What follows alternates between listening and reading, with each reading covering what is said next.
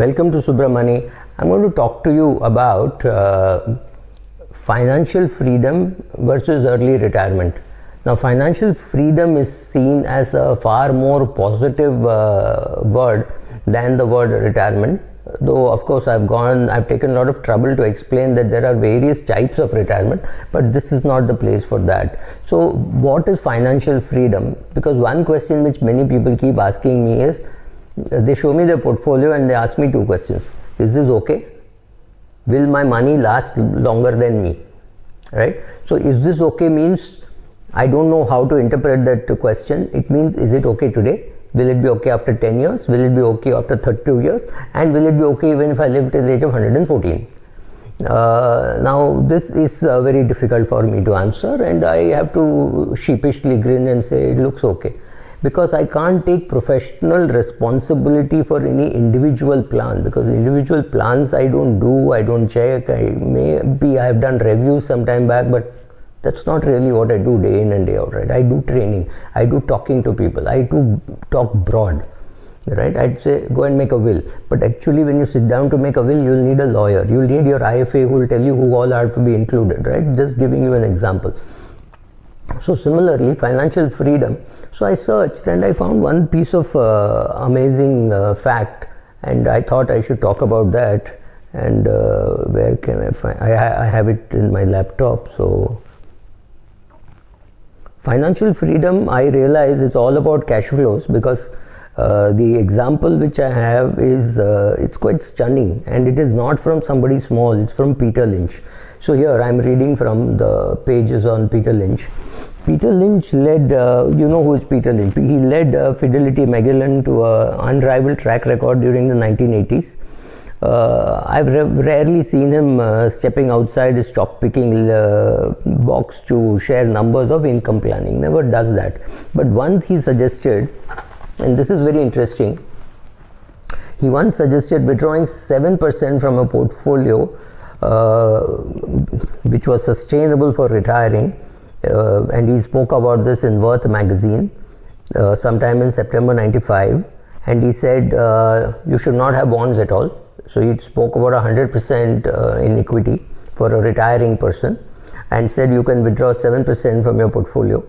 So 100% nest egg in stocks yielding an average 3% dividends and growing at 8% from capital gains. Therefore, he said his projected annual return of 11% was more than enough to pull 7% from that.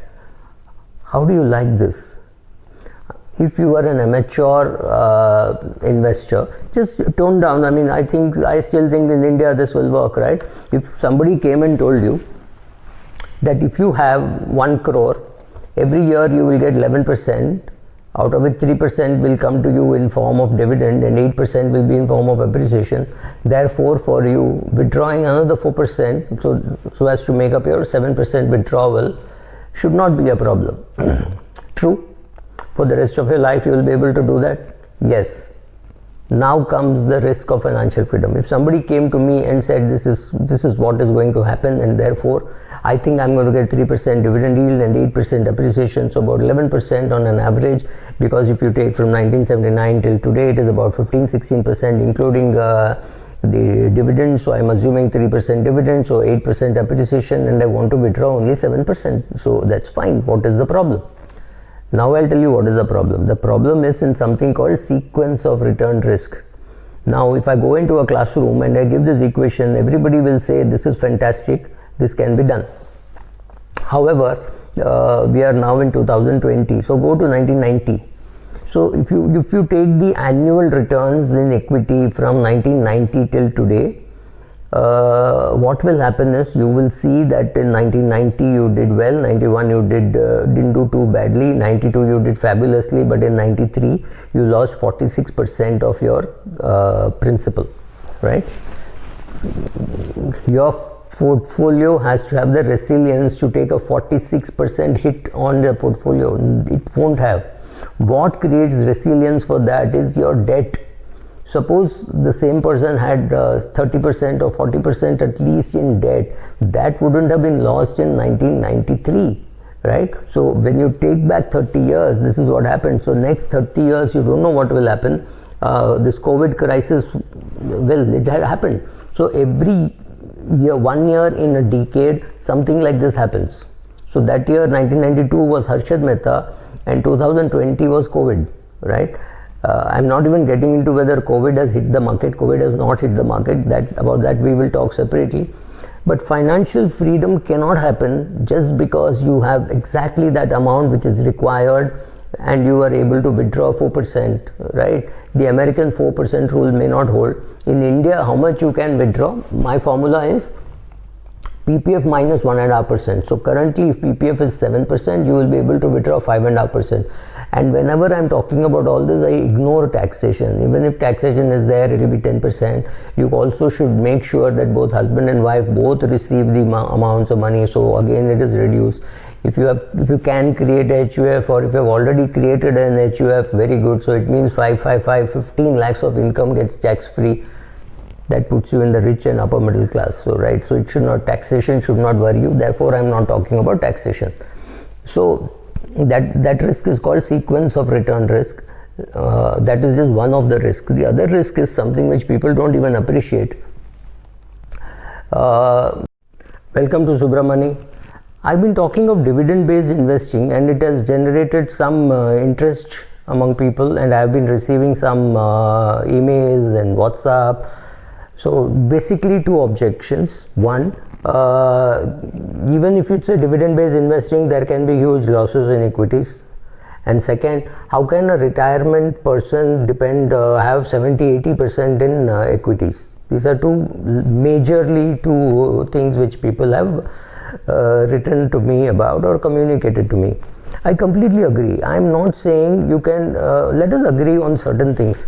Equity is risky at this level. Remember, equity is risky. That does not change. I mean, a tiger is a dangerous animal. You may have petted a tiger in a temple in Indonesia or Thailand, but that does not mean a tiger is a simple animal. Tiger is a complicated, killing animal, right? So equity is risky. You need to understand that.